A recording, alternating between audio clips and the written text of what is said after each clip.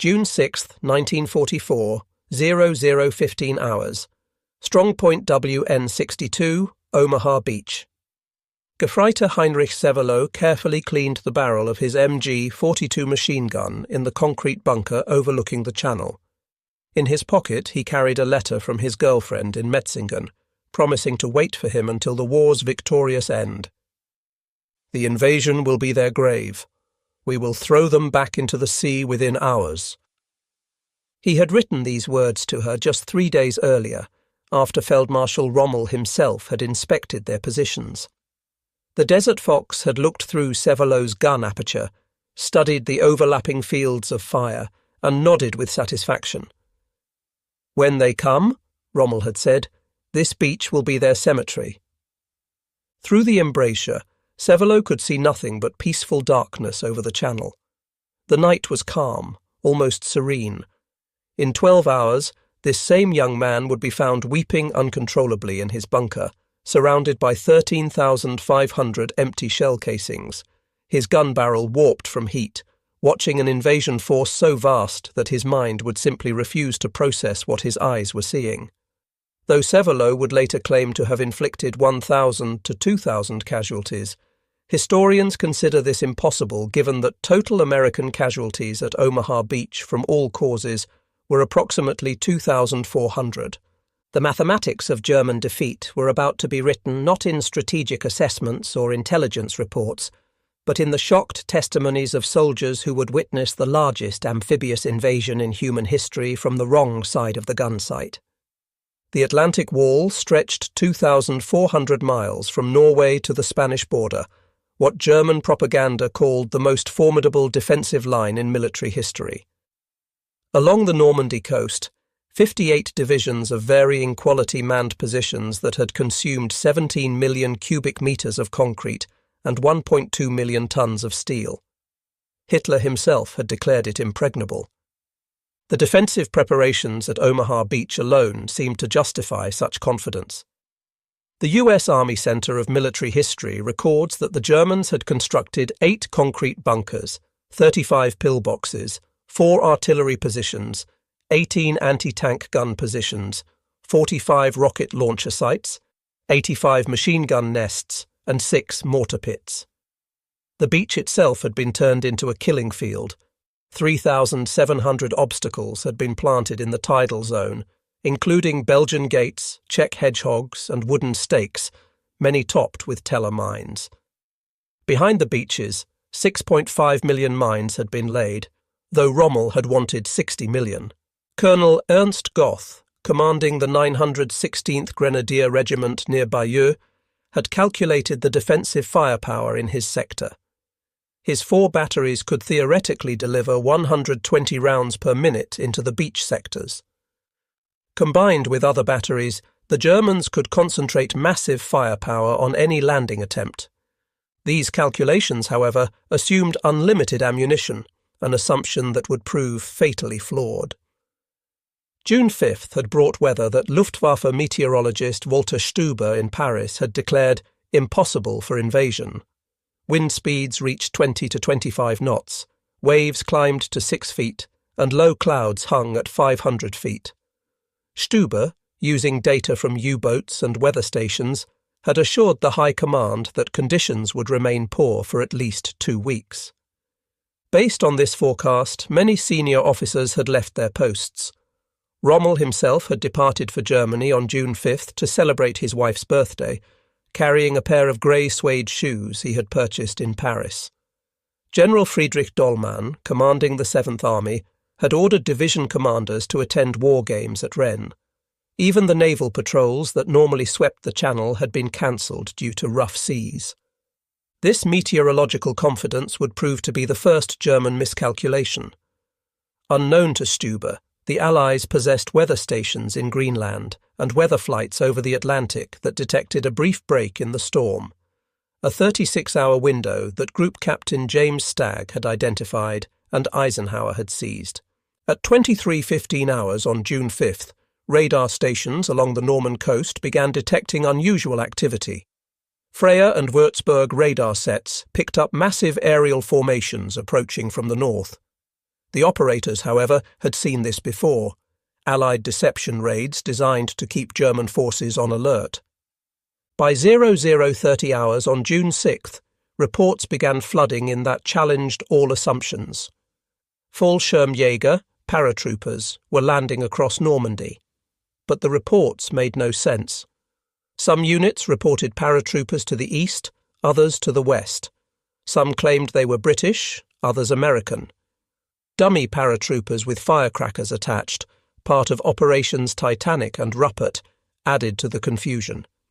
Major Hans von Luck, commanding the 125th Panzer Grenadier Regiment of the 21st Panzer Division, was one of the first to grasp the situation's gravity.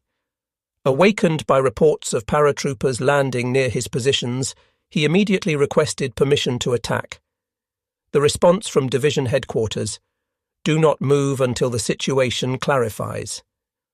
Von Luck would later write in his memoir, Panzer Commander, "I knew at that moment we were lost. The paratroopers were clearly marking flanks for a landing. Every minute we waited gave them time to consolidate, yet we sat paralysed by our own command structure." June 6th, 0530 hours. As the first grey light began to illuminate the channel, German observers in forward positions began reporting something that their training had never prepared them for. Werner Pluskat, whose presence at the coast remains disputed by some historians, including Heinrich Severloh himself, was credited in some accounts with being among the first to report the armada. What is certain is that German observers across the Normandy coast witnessed from horizon to horizon a sea covered with vessels. Not dozens, not hundreds, but thousands. Ships of every size and description, from massive battleships to tiny landing craft, spreading across the channel like a grey carpet. The invasion fleet consisted of 6,939 vessels, according to official Allied records, 1,213 warships, 4,126 landing craft, 736 ancillary vessels, and 864 merchant ships. It was the largest naval armada ever assembled in human history. To the German defenders, raised on propaganda about Allied weakness and division, the sight was psychologically devastating. Bernhard Fröking, an artillery officer at WN 62 who would be killed later that day, reportedly told his men that they were witnessing the whole world arriving on their doorstep. At 0535 hours, the naval bombardment commenced. Nothing in the German defenders' experience, not the Eastern Front, not the heaviest RAF raids, had prepared them for what followed. The battleship USS Texas alone fired 255 14-inch shells at Point du Hoc in 34 minutes, according to Naval History and Heritage Command records. HMS Warspite, the first ship to open fire on D-Day at approximately 0500 hours, would deliver over 300 15-inch shells in the first 2 days, including 96 rounds fired at German positions on June 9th. The cumulative bombardment from the naval force exceeded anything the Wehrmacht had previously encountered. According to German veterans' accounts collected by the German Federal Archives, concrete bunkers designed to withstand any bombardment cracked under the naval gunfire.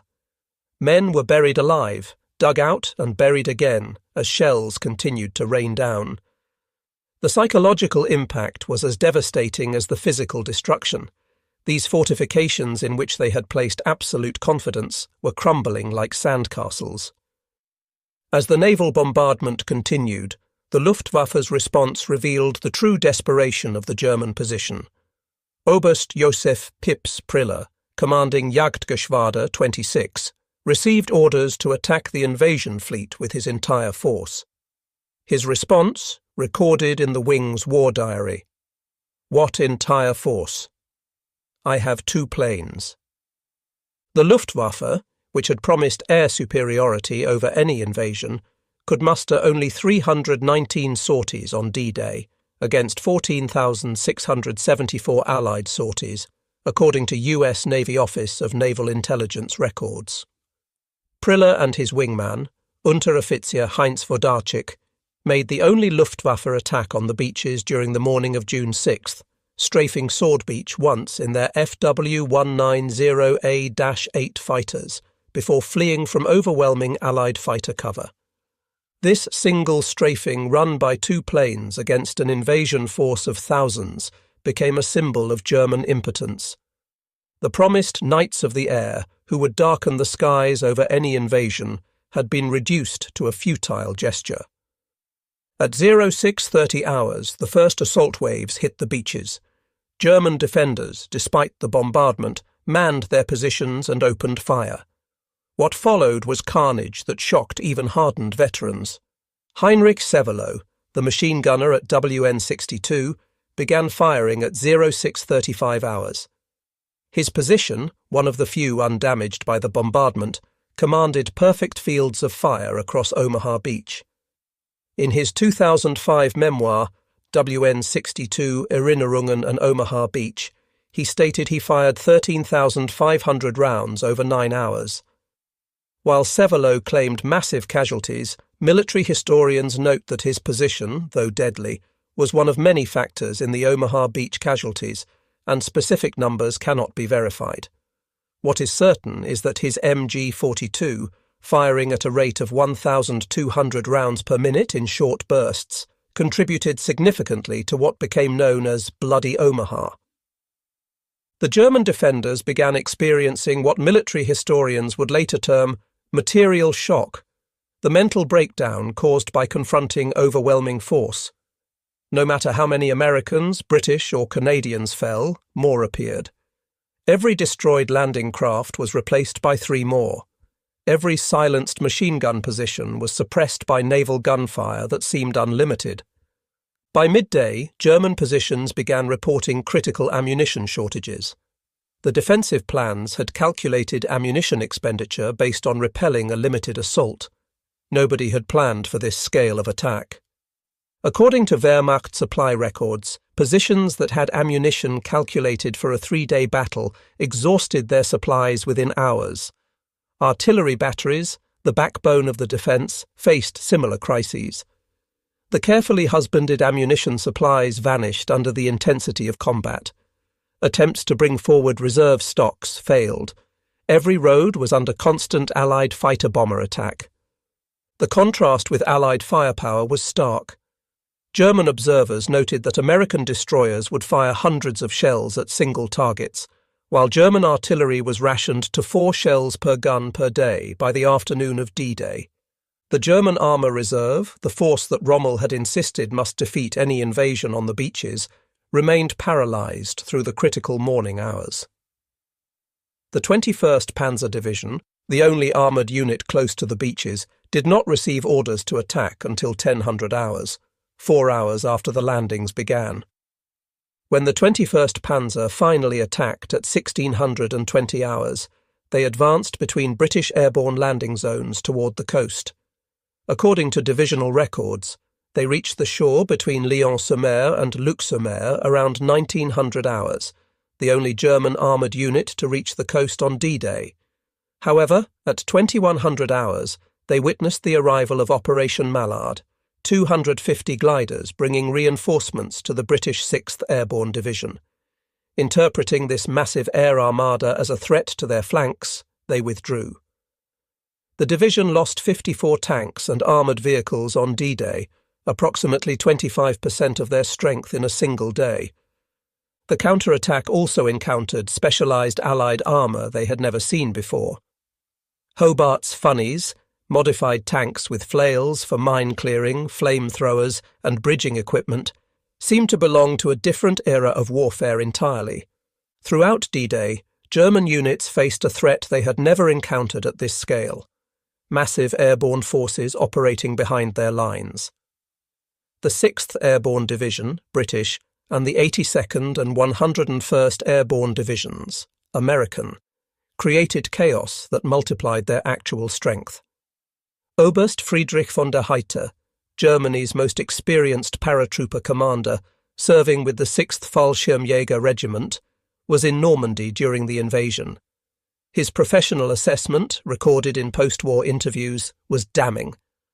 The Allied airborne operation was everything ours had never been: massive, coordinated and supplied.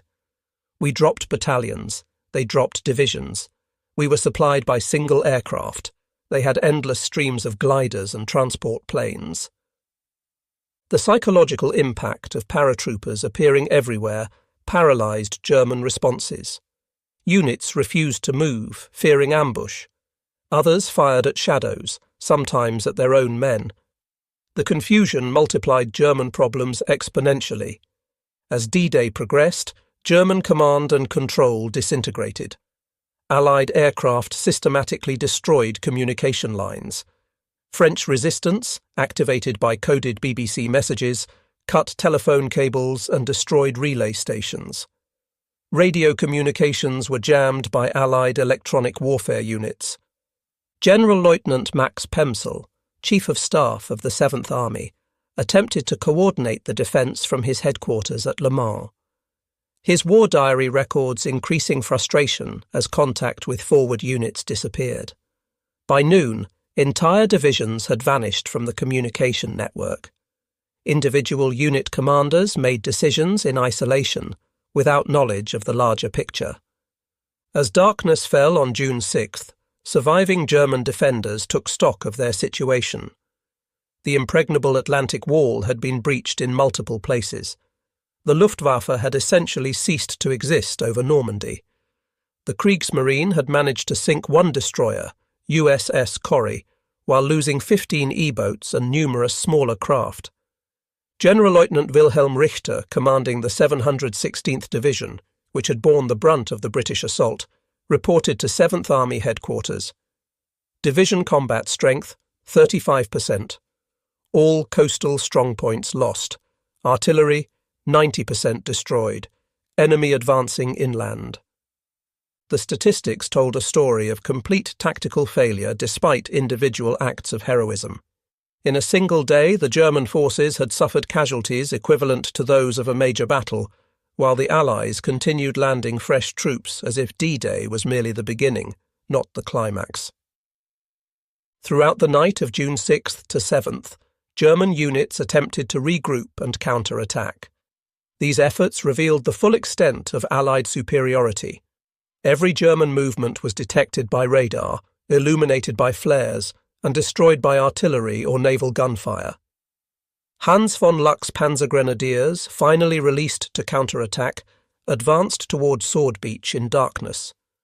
According to his memoir, they were immediately illuminated by parachute flares and subjected to devastating fire from destroyers offshore.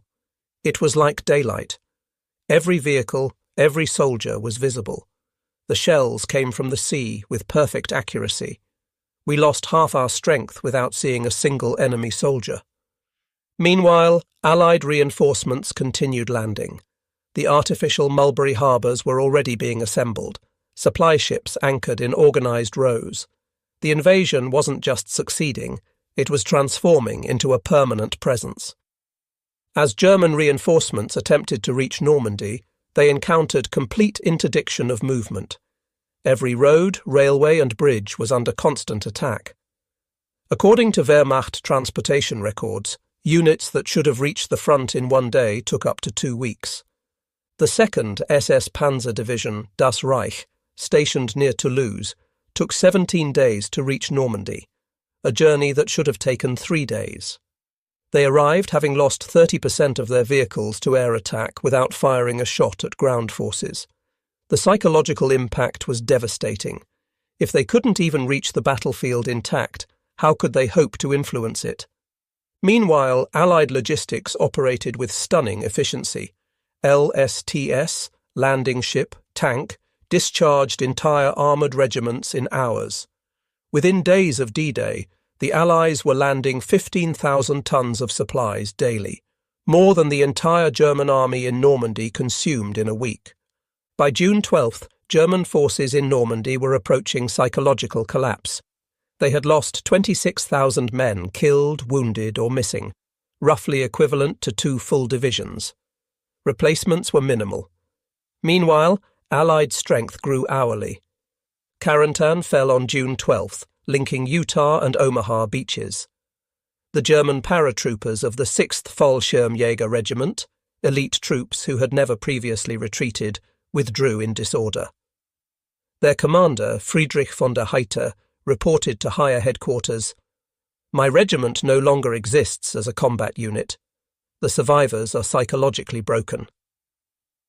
On June 13th, SS Obersturmführer Michael Wittmann achieved one of the few German tactical victories in Normandy.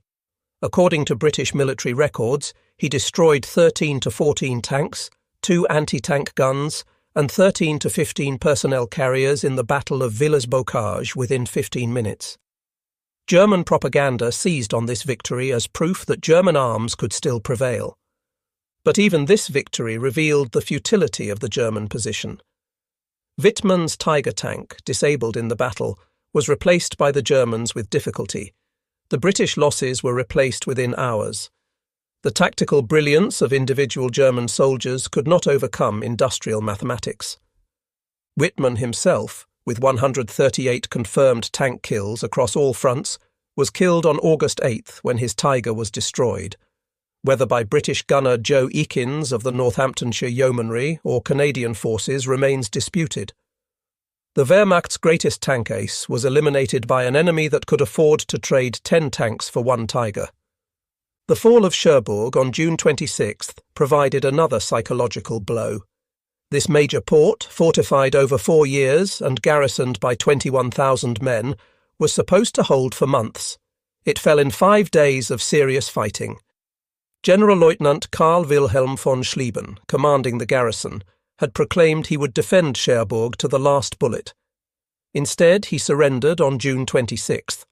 In his post-war interrogation, he explained that resistance became meaningless against unlimited enemy resources, a theme that would echo throughout German accounts of Normandy. Operation Cobra, beginning July 25th, delivered the knockout punch to German forces in Normandy. According to official US Army Air Force records, the preparatory bombardment involved 1,503 heavy bombers, 380 medium bombers, and 550 fighter bombers, dropping over 4,100 tons of bombs in a concentrated area just 7,000 yards wide and 2,500 yards deep.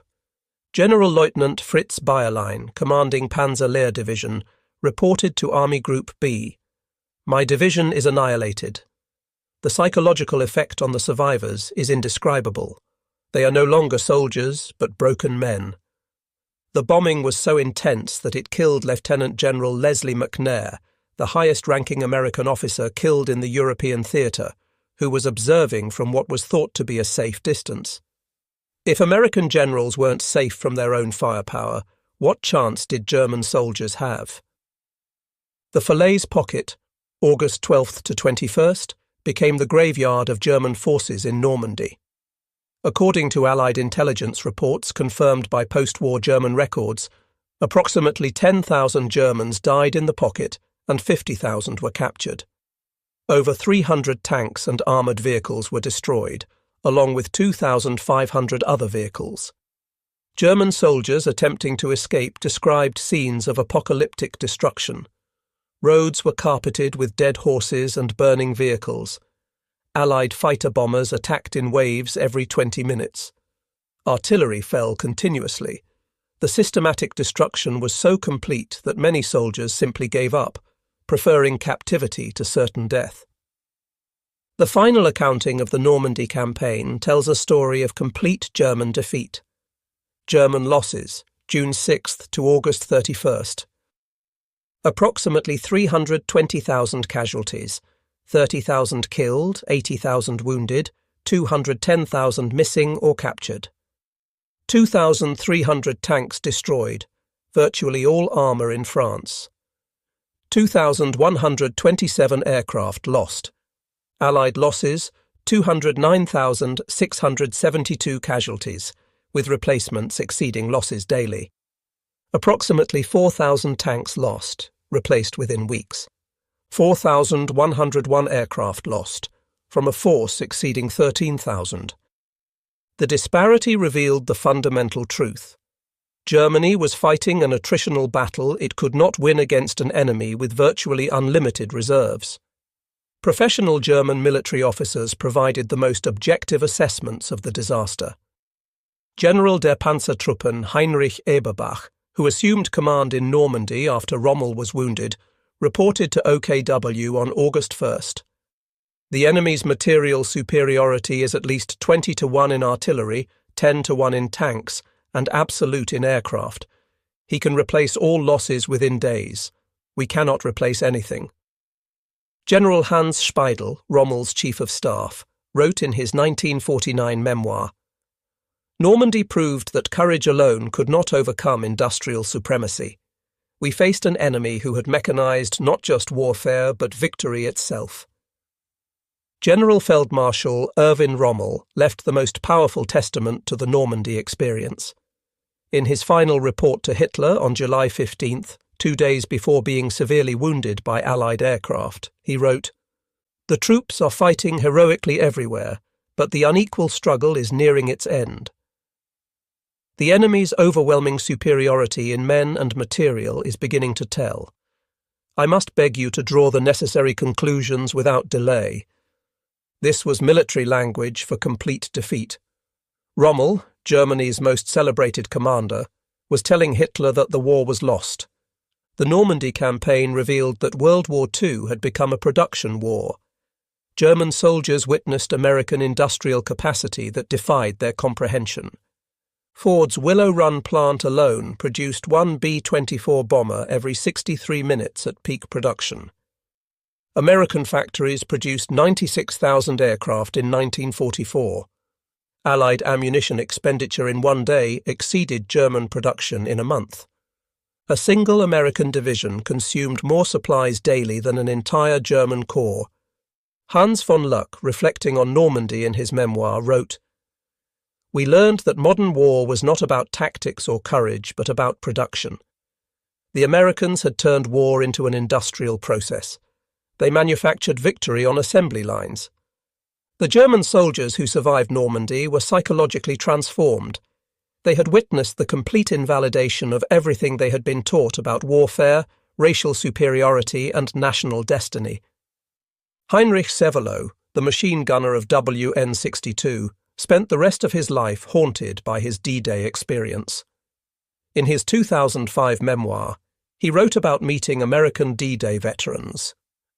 "We all realized we had been young men thrown into an industrial slaughterhouse. My 13,500 rounds meant nothing against their unlimited replacements." Friedrich von der Heydte, the paratrooper commander, became a professor of international law after the war. He wrote, "Normandy taught us that the era of warrior heroes was over. War had become a matter of industrial capacity, and we had challenged the world's greatest industrial power with horses and outdated dreams. D-Day, from the German perspective, was not merely a military defeat, it was a complete ideological and psychological collapse. Soldiers who had conquered most of Europe discovered that everything they believed about their enemies, their cause, and their capabilities was catastrophically wrong. They had expected to face weak, divided democracies. Instead, they encountered an alliance that had transformed war into an industrial process of overwhelming efficiency. They witnessed democracy's arsenal in action: unlimited ships, planes, tanks, and supplies flowing from factories whose capacity exceeded German comprehension. The German defenders of Normandy learned that modern war was won not on battlefields, but in factories, not by the bravest soldiers, but by the most productive societies. They discovered that the Western Allies had revolutionized warfare, turning it into a mathematical equation where production statistics mattered more than tactical brilliance. Heinrich Severloh began June 6th believing the invasion would be thrown back within hours. He ended it surrounded by thousands of empty shell casings. Watching endless waves of Allied reinforcements land on the beach his position was supposed to control. His experience embodied the larger German tragedy in Normandy. Tactical success drowned in strategic impossibility.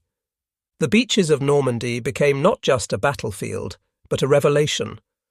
German soldiers witnessed the future of warfare, and it belonged to the societies that could produce the most material and apply it most efficiently.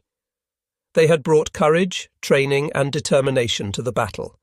The Allies brought unlimited industrial production. In trying to hold back the Allied invasion, the German defenders might as well have been trying to hold back the tide itself. They fired until their barrels melted, fought until their ammunition ran out, and watched as the Allies simply brought more of everything. The mathematics of modern war had rendered their courage irrelevant. The German soldiers who faced D-Day learned history's hardest lesson. In the age of industrial warfare, nations that could not match their enemy's production were doomed to defeat, regardless of their soldiers' skill or sacrifice. They began June 6th as warriors of the Third Reich and ended it as witnesses to the arsenal of democracy in its full, terrifying efficiency. Their defeat was not just military but total, a crushing demonstration that the Nazi vision of racial superiority and military dominance had collided with the reality of Allied industrial supremacy and shattered completely. The invasion they had promised to throw back into the sea had instead swept them away, carrying with it the last illusions of German victory.